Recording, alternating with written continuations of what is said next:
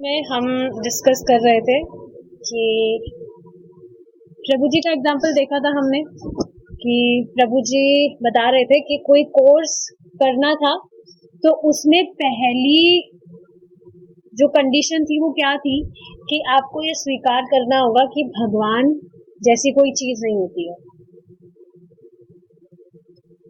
तो पहली ही कंडीशन ये थी कि भगवान को बिल्कुल अस्वीकार करना है, भगवान जैसी कोई चीज नहीं है। आप जब ये स्वीकार करेंगे then only you will be qualified to do this particular course.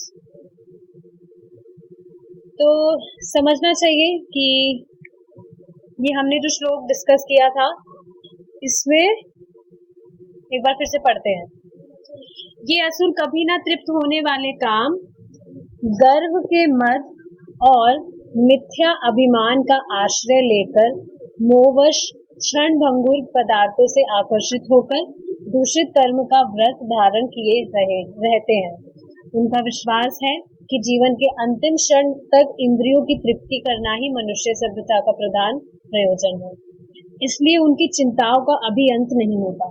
तो ये जो श्लोक है ये भगवद गीता के 16वें अध्याय का 10वां और 11वां श्लोक है। ये हमने कल डिटेल में अच्छी तरह से डिस्कस किया था, एक एक मीनिंग इसका। तो जिन्होंने नहीं सुना था वो रिकॉर्डिंग सुनेंगे तब समझ पाएंगे। अब हम आगे बढ़ेंगे। समाज के नेता पूर्वक नाविका की भांति भ्रम में है। वे हमें थोड़ा सा अस्थायी लाभ उठाने के लिए दिग्भ्रमित करते हैं, किंतु उनकी योजनाएं कितने दिन चल सकती हैं। यदि वह हृदय रोग से मरने या किसी हत्यारे के द्वारा मारे जाने के क्षण तक अपनी योजनाओं से चिपके भी रहे तो उसके बाद भी कोई उन्हीं जैसा दूसरा व्यक्ति उनका स्थान ले लेता है। तो समझना चाहिए कि इस जगत में जो भी तथाकथित नेता है उस पे व्यक्ति को कितना विश्वास होता है कि हाँ ये हमारा कल्याण करेंगे, समाज का कल्याण करेंगे, मैं इनको वोट दूंगा, कितना विश्वास होता है। पर आप देखेंगे जो नेता भी है क्या वो भी उसको भी पता है कि मुक्ति कैसे प्राप्त हो सकती है व्यक्ति को? क्या कभी बताता है वो कि कृष्ण भगवान है? इंटरेस्टिंग बात यह है कि जो डिवोटीज होंगे वो इन सब चीजों में पढ़ते भी नहीं है, वो इन सब चीजों से दूर ही रहते हैं। लेकिन आप सोचकर देखिए कोई नेता डिवोटी हो तो कितना सच में कल्याण हो सकता है एक पूरे देश का, क्योंकि वो सारी चीजें फॉलो करवाने लगेगा। पॉसिबल तो नहीं है ये चीज, पता नहीं कोई डिवोटी होंगे भी या नहीं, बट पता नहीं है। तो बस यही बात है कि व्यक्ति को बहुत ज्यादा विश्वास होता है कि हाँ ये चीज ऐसे है वैसे है, और जो भी तथाकथित नेता है उन पे बहुत विश्वास होता है, पर उनको भी नहीं पता कि मुक्ति कैसे प्राप्त हो या भगवान कौन है। यहाँ तक कि वर्तमान समाज के तथाकथित दार्शनिक भी भौतिक नाम और यश के जाल में फंस जाते हैं और इसलिए वे सामान्य जनता को उचित दिशा में अग्रसर नहीं करते। इस प्रकार जीवन का लंगर इंद्रिय तृप्ति के अज्ञान के जल में गहरा गड़ा रहता है और हमारी तथाकथित सभ्यता कुंठित जलाशय में सरती रहती है।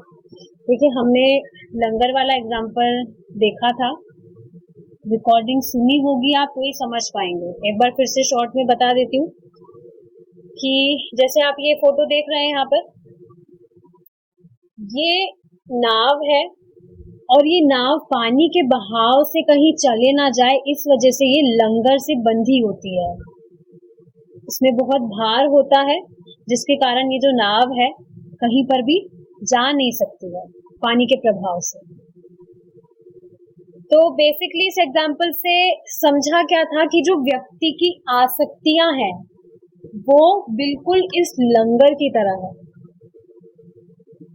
आसक्तियां जैसे नाव को लंगर ने बांध रखा है ताकि वो कहीं जा ना सके, उसी तरह से व्यक्ति को भी उसकी आसक्तियां बांध कर रखती है, इस वजह से वो जीवन में आगे नहीं बढ़ पाता है। प्रभु जी खुद बताते हैं कि काफी व्यक्ति होते हैं जो घर वालों से परेशान होकर मंदिर ज्वाइन कर लेते हैं, आश्रम ज्वाइन कर लेते हैं, घर छोड़कर आ जाते हैं, लेकिन आसक्तियों के कारण कुछ ही दिन बाद में जैसे घर वालों का फोन आता है वापस बस्ता उठाकर चल देते हैं। तो ये आसक्तियों के कारण है, व्यक्ति को आसक्ति बांध कर रखती है, इस वजह से वो जो जीवन का उच्च लक्ष्य है उसकी प्राप्ति में बाधा बेसिकली आसक्तियां ही बनती है।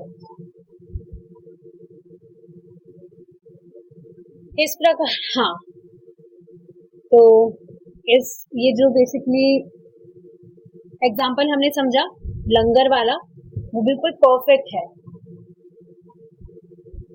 और इसी कारण से क्या है, हमारी तथाकथित सभ्यता कुंठित जलाशय में सड़ती रहती है, मतलब हमेशा बिना मतलब के टेंशन और डिप्रेशन में पड़ी रहती है। अब देखिए, जब किसी व्यक्ति को किसी चीज में आसक्ति होती है वो बेसिकली बंधन का कारण बनता है। बंधन का मतलब समझ रहे हैं, वो बंधन नहीं, जैसे किसी को आपने बांध दिया हो और वो कहीं हिल नहीं सकता है, बाध्य हो गया है वो। जैसे आप सोचिए ना, किसी व्यक्ति की अपनी पत्नी में आसक्ति है, तो फिर जैसा पत्नी कहेगी वो बिल्कुल वैसे करेगा। प्रभु जी बता रहे थे कि एक भक्त थे, उनको पुस्तक दी थी श्रीला प्रभुपाद की, प्रभु जी ने, तो उन्होंने कुछ दिन पढ़ी, उन्हें अच्छा लगा, लेकिन फिर वापस से वो लौटा दी उन्होंने पुस्तक। तो उनसे पूछा गया क्यों, क्या हुआ, क्या बात हो गई? तो वो कहने लगे मेरी पत्नी ने मना किया है कि आप ये सब बुक्स नहीं पढ़ोगे, तो इस वजह से उन्होंने वो बुक्स लौटा दी। देख रहे हैं आप, आसक्ति कितना बांध कर रखती है व्यक्ति को। पत्नी ने कहा कि ये किताबें नहीं पढ़ोगी तुम, तो ठीक है नहीं पढ़ेंगे भाई, ये गलत है, पता है। सामने वाला व्यक्ति अगर नहीं समझ पा रहा है कि क्या सही है क्या गलत है, तो क्या हम उसको अपना काउंसलर बना देंगे?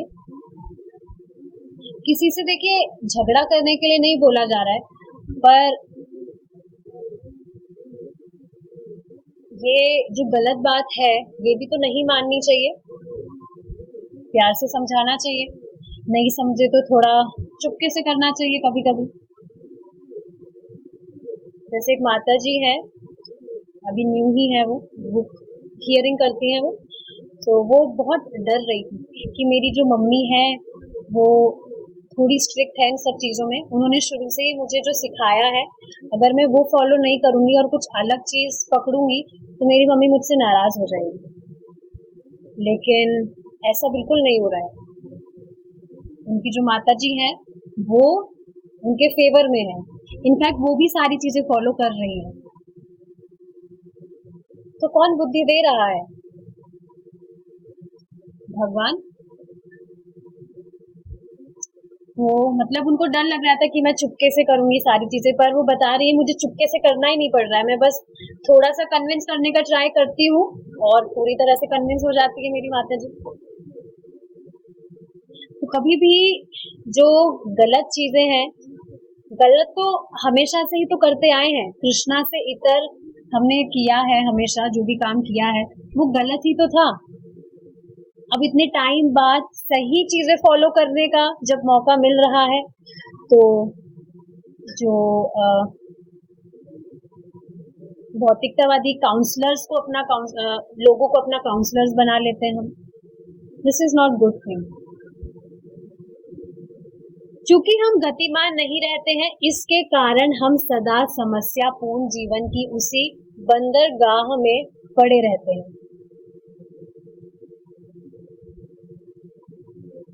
आप देखिए ना, जो व्यक्ति है जो कुछ भी शास्त्र फॉलो नहीं कर रहा है, कुछ भी भक्ति नहीं कर रहा है, वो किन चीजों के बारे में सोचता रहता है?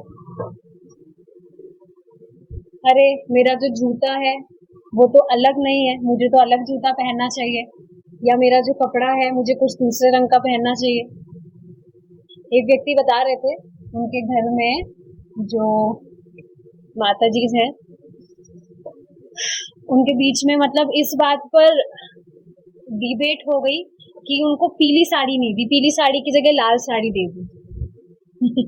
तो आप देखिए कैसी कैसी चीजों में फंसे हुए हैं लोग। पीली साड़ी नहीं दी, उसकी जगह लाल साड़ी दे दी, तो उस बात पे सब बात करने लग गए, झगड़ने लग गए। तो इन सब चीजों में ही व्यक्ति फंसा रहेगा अगर जीवन में कुछ उच्च लक्ष्य नहीं है तो। युद्ध, अकाल, भूकंप और अन्य विनाशकारी उपद्रवों के चलते सारी योजनाएं बेकार कागज के टुकड़े से अधिक कुछ नहीं रह जाती। ये सब उपद्रव माँ दुर्गा की ओर से चेतावनी है और इनके द्वारा वे भ्रमित योजना निर्माताओं को अपनी शाश्वत श्रेष्ठता का प्रमाण देती रहती है। देखा आपने क्या कहा जा रहा है? जो दुर्गा देवी है वो लोगों को भ्रमित करती रहती है और इसी कारण से जो क्षणिक चीजें लोग कर रहे हैं उसको वो शाश्वत श्रेष्ठता समझते हैं।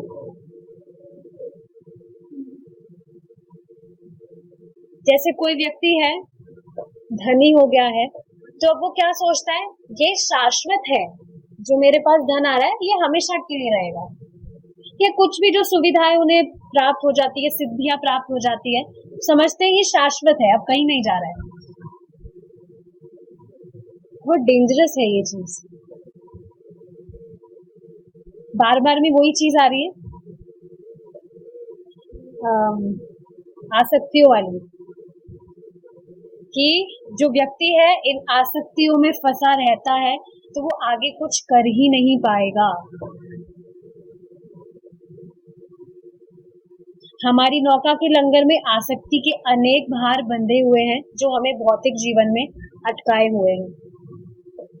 अब जैसे प्रभु जी एग्जाम्पल बता रहे थे, एक कोई माता जी थी, वो जब में नहीं आई थी तो उनसे पूछा गया क्यों नहीं आए आप? उन्होंने कहा मैं रात को लेट सोई थी, मैं शादी में गई थी तो इस वजह से आना नहीं हुआ। तो प्रभु जी ने कहा आपकी शादी तो हो गई है ना, फिर क्या जरूरत है शादी में जाने की? आपको कौन सी चिंता है कि आपकी शादी में अब कोई नहीं आएगा इस वजह से मुझे शादी में जाना रहेगा दूसरों की शादी में। देखिए इस चीज को समझना चाहिए कि अगर हम ऐसे वेडिंग्स वगैरह अटेंड करते हैं तो वहां का जो भोग है हमें वो खाना पड़ेगा। वहां पर ऑफर्ड फूड तो नहीं मिलता है, and that food is not good for our consciousness, not even a single bite.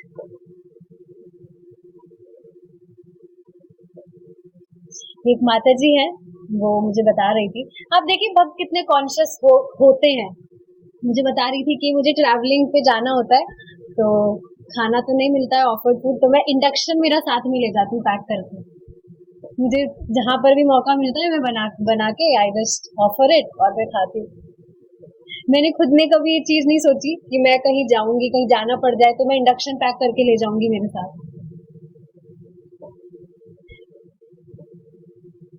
तो ये जो वेडिंग्स वगैरह है, प्रभु जी यही बता रहे थे कि अवॉइड करना चाहिए। हाँ, एक माता जी हैं, वो मतलब ऐसे लग रहा था जैसे किसी को डांट रही हो। वो कह रही थी कि मैं तो लोगों को साफ बोल देती हूँ कि मैं तो सात्विक भगवान का प्रसाद ही खाती हूँ, उसके अलावा मैं कुछ नहीं खाती, और लोगों को जो सोचना होता है वो सोचते रह जाए। ऐसे उनकी खुशी मैटर नहीं करती है, भगवान खुश होने चाहिए, वो ज्यादा मैटर करता है हमारे लिए। देखिए, और उनको ज्यादा टाइम नहीं हुआ है अभी, हार्डली 1 month।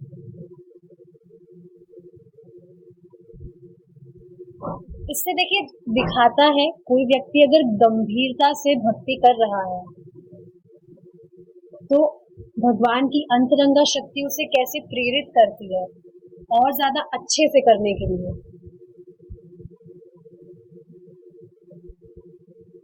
समझते नहीं है जो, मतलब हम ही समझते नहीं है, भक्त समझते नहीं है कि कभी कभी अगर हम अनऑफर्ड फूड खा लेंगे तो क्या हो जाएगा। It is not good for our consciousness, not even single bite. अगर हम अनऑफर्ड फूड खाते हैं तुरंत माया पकड़ लेती है।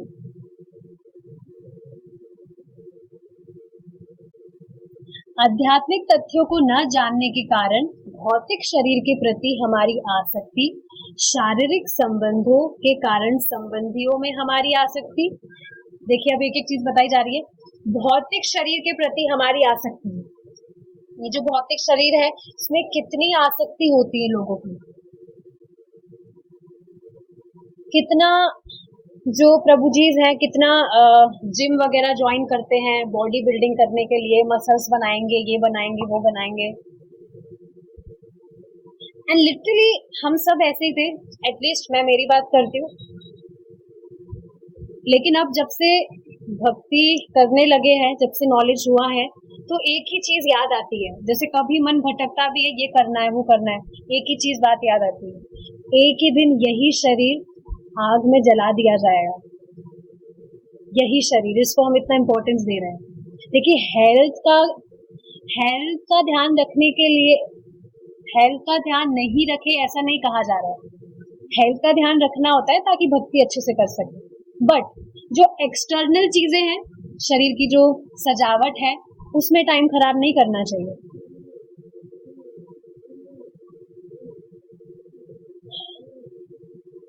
जैसे अभी एक माता जी आई थी घर पे, तो उन्होंने अपने बाल बनाने में पूरा 1 घंटा लगा दिया।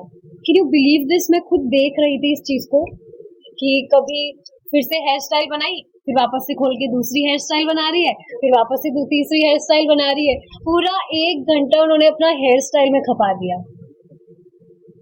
1 घंटे में कितने 8 राउंड्स हो जाते, 8 to 10 राउंड्स इजीली। आप सोचिए 1 घंटे में हमारी क्लास कंप्लीट हो जाती है और 1 घंटे में वो हेयर स्टाइल कर रहे हैं। मजाक नहीं बनाया जा रहा है, बस विवेक दिया जा रहा है कि इन आसक्तियों से जितना हो सके भक्तों को दूर रहना चाहिए। नहीं तो फिर भजन हो गया भाई, फिर तो हो ही जाएगा भजन, पूरा टाइम तो इन चीजों में चला जाता है। आप देखेंगे भक्ति कर रहे हैं तो हमारा जो टाइम टेबल है वो इस तरह से सेट हो गया है कि जो भक्त है वो भाग भाग के सारी चीजें करता है। रात को सोते हैं, सुबह कब हो गई पता नहीं लगता, सुबह उठते ही मॉर्निंग प्रोग्राम अटेंड करना है, फिर चैंटिंग करना है, फिर कब टाइम निकल के प्रसादम बनाने का टाइम हो जाता है, फिर कब गीता क्लास का टाइम हो जाता है। भागते भागते सारे काम करता है भक्त, तो बिना मतलब की चीजों के लिए टाइम ही कहाँ रह जाता है। शारीरिक संबंधों के कारण संबंधियों में हमारी आसक्ति, ये वो जो शादी वाला एग्जाम्पल अभी दिया था। जन्मभूमि और भौतिक संपत्ति के प्रति हमारी आसक्ति, भौतिक विज्ञान के प्रति हमारी आसक्ति, सच्चा उद्देश्य जाने बिना धार्मिक विधि विधानों के प्रति हमारी आसक्ति। देखिए ये जो यहाँ पर कर्म कांड की बात की जा रही है, आज लिटरली मेरा मन दुखी हो गया था, क्योंकि पता नहीं, मैं भर्सना नहीं कर रही हूँ, बेसिकली हमारे घर में कुछ कर रहे थे, कोई क्रिया कर रहे थे। ऑफ कोर्स दैट इज कर्म कांड, कृष्ण से अलग था वो। तो मन थोड़ा दुखी हो गया था कि भगवान से भी ज्यादा बड़ा उन चीजों को माना जा रहा है। देख रहे हैं, श्रवण नहीं करने का ही बेसिकली ये परिणाम होता है। Chanting, they are chanting, but श्रवण नहीं कर रहे हैं, इस वजह से नाम की महिमा के बारे में पता नहीं। भगवान का सिर्फ एक नाम भी सभी जैसे पूरे विश्व के कर्म कांड मिला दिए जाए, उसका 1/4 हिस्सा भी नहीं है। थोड़ा मन दुखी हुआ था, लेकिन फिर बाद में एक ही चीज दिमाग आई, ये बुद्धि भी कौन दे रहे हैं? भगवान ही तो दे रहे हैं, उनसे अलग तो कुछ भी नहीं है। और ये सब चीजें भी कर रहे हैं तो उससे भी थोड़ा बहुत प्योरिफिकेशन होता है। तो मैं चुप रही, कुछ बोली नहीं मैं। तो समझना चाहिए, देखिए भक्तों को तो बेसिकली बहुत ज्यादा ध्यान देना है इस चीज पे कि श्रवण से बिल्कुल डिस्ट्रैक्ट ना हो। माया बहुत ज्यादा स्ट्रॉन्ग है। भक्ति सिर्फ भक्ति करने से ही बढ़ती है। आप दूसरा कोई भी कर्मकांड करेंगे उससे भक्ति नहीं बढ़ती है। आज जो प्रभु जी वो मैजिक वर्ड्स बता रहे थे, उसमें भी प्रभु जी क्या कह रहे थे बार बार?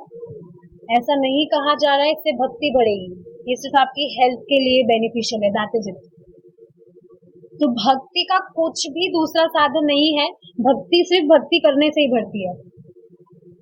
और हमारी जन्म कुंडली में भी, किसी की भी जन्म कुंडली में भी लिखा नहीं होता है कि व्यक्ति कब से भक्ति करने लगेगा। अगर विश्वास नहीं है तो आज ही चेक कराइएगा, उसमें लिखा था क्या कि आप 1 साल पहले या 6 महीने पहले से भक्ति करना स्टार्ट कर देंगे? नहीं लिखा होता है, क्योंकि ये सब चीजें ये कुंडली पे मैटर नहीं करती है। और भक्ति करने के बाद में जो भक्त का जीवन है वो भी उस कुंडली पे मैटर नहीं करता है, भगवान के हिसाब से सब कुछ चलता है। ठीक है, ये सभी मनुष्य शरीर की नाव का लंगर भव सागर में डाले रहती हैं।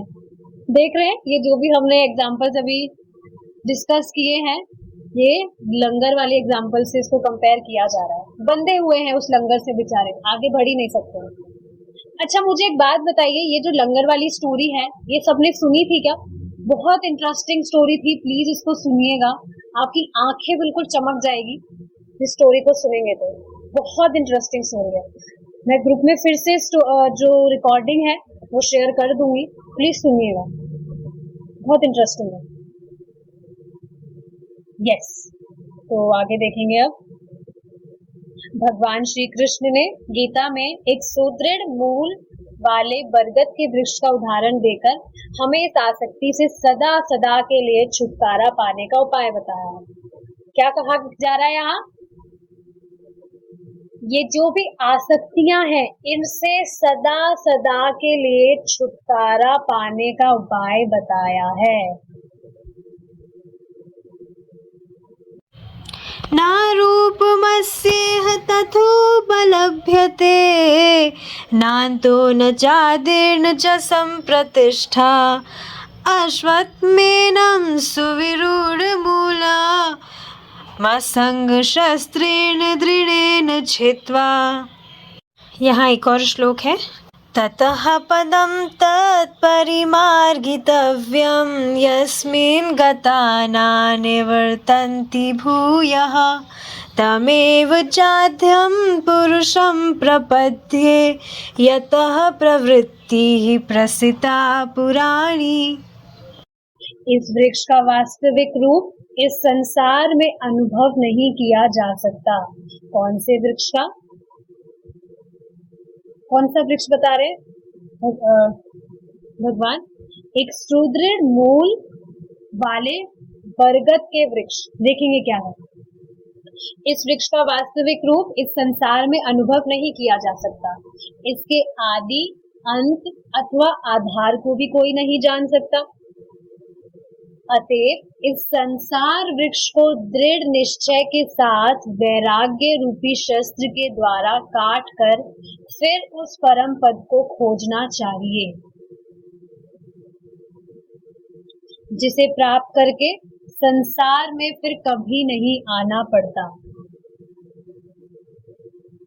इसके लिए उन्हीं परम पुरुष श्री भगवान की शरणागत होना चाहिए, जिनसे यह पुरातन संसार प्रवृत्ति फैली है और अनादिकाल से फैलती आ रही है। भगवद गीता के 15वें अध्याय के का 3रा और 4था श्लोक है। देखिए यहाँ पर एक ही लाइन कही गई है। जब ये बात बताई जा रही थी कि एक जो भगवान है एक ऐसा उपाय बता रहे हैं जिससे हमारी सारी आसक्तियां कट जाएंगी, तो क्या दिमाग में आया था? अरे अरे क्या वो विशेष चीज है? क्या बता रहे भगवान? क्या बता रहे? कुछ नहीं बता रहे। क्या बता रहे? श्री भगवान के शरणागत होना चाहिए। कोई नई चीज है? नई चीज तो कुछ भी नहीं है। भगवान की शरण लेना ही सभी भव बंधनों से व्यक्ति को पार कर देगा। फिर उसमें सारी चीजें आ गई। और आप देखेंगे जो आसक्तियां है, अटैचमेंट है, वो सबसे बड़ी बाधा है। सबसे बड़ी बाधा है आसक्ति। तो देखिए, जब भी जो व्यक्ति है, इसको एक बार फिर से पढ़ते आगे। अपनी सृष्टि के प्रत्येक पदार्थ का पूर्ण ज्ञान रखने वाले पूर्ण पुरुषोत्तम भगवान हमारे हित के लिए उपदेश देते हैं कि हमें इस भौतिक जीवन से मुक्ति की इच्छा अवश्य करनी चाहिए। हमें प्रत्येक भौतिक पदार्थ से स्वयं को अनासक्त कर लेना चाहिए।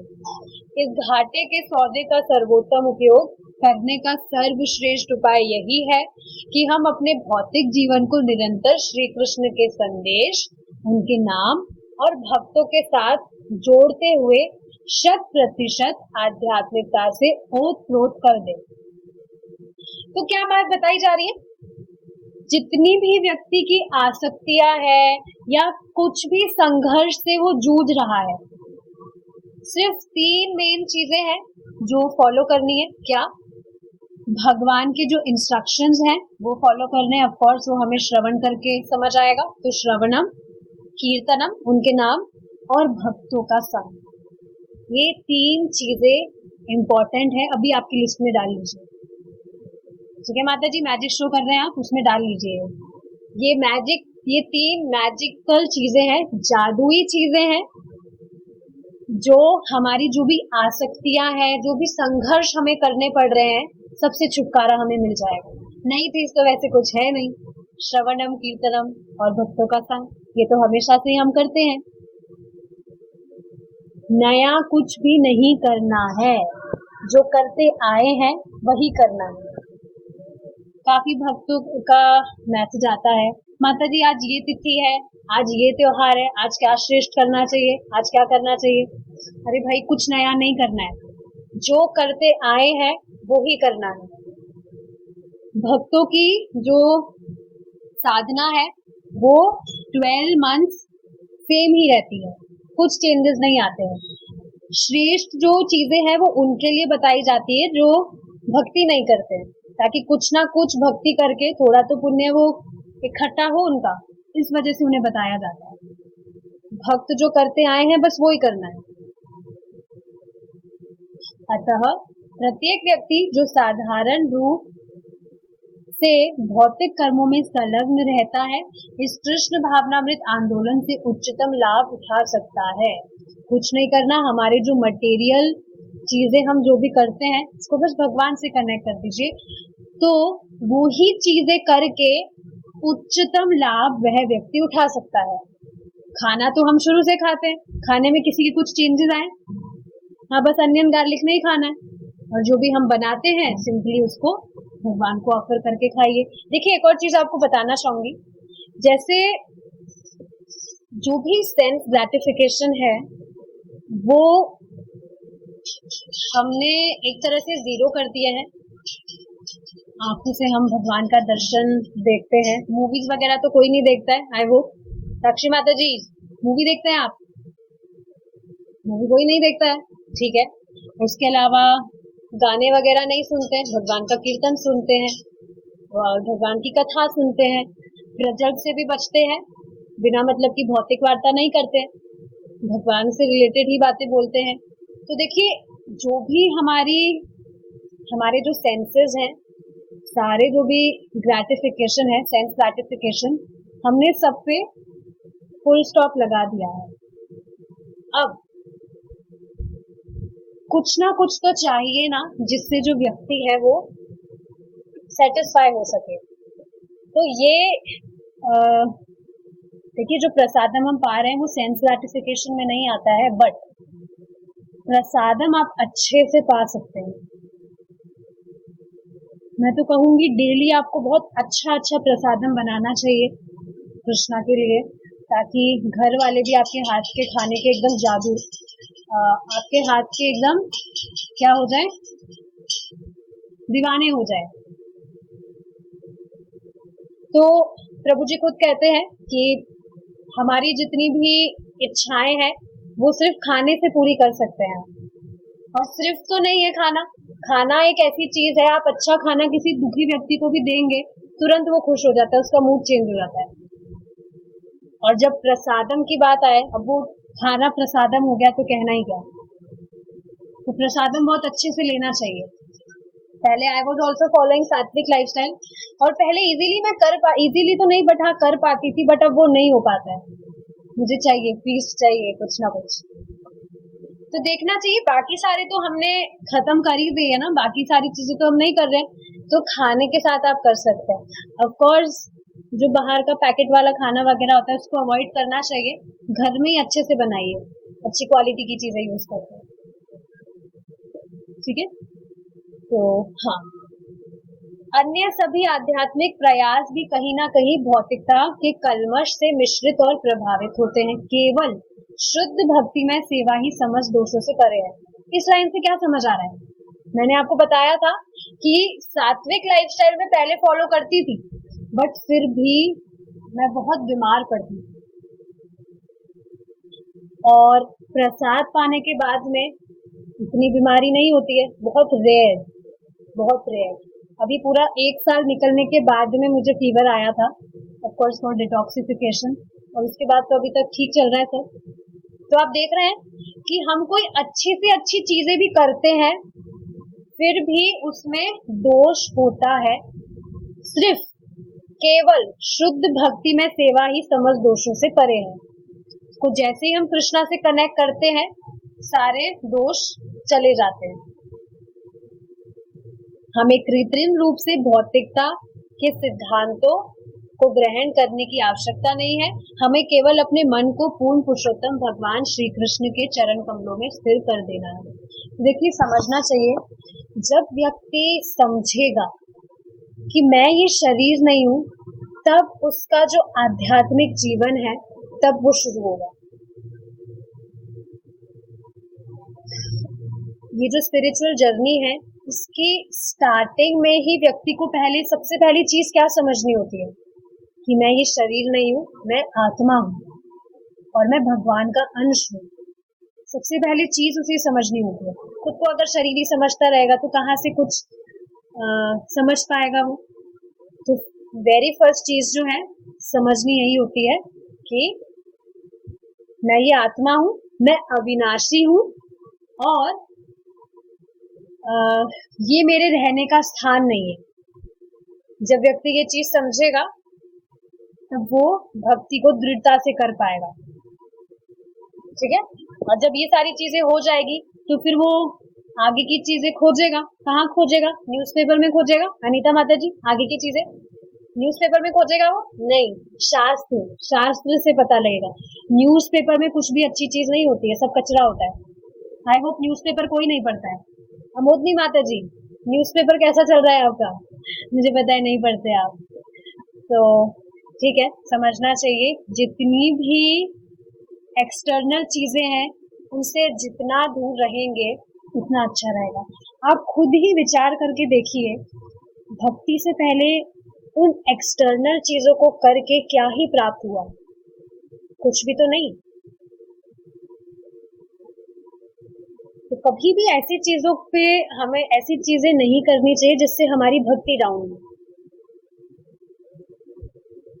किसी को आप अगर साफ मना भी कर देंगे तो क्या करेगा? गोली मार देगा आपको? गोली तो कोई नहीं मारेगा। हमारे आध्यात्मिक जीवन में प्रगति करने के लिए हमें ही स्टेप्स लेने होंगे। कोई रिस्पॉन्सिबल नहीं है, किसी को कुछ फर्क भी नहीं पड़ता है। अगर पड़ रहा होता तो क्या बोलता आपको वो कुछ करने के लिए जिससे आपकी भक्ति डाउन हो? समझनी चाहिए चीज। हमारा जो 5th चैप्टर है वो यहाँ कंप्लीट होता है। Now we will be starting with our next chapter in our next class if Krishna is willing. Hare Krishna. Jai Srila Prabhupada.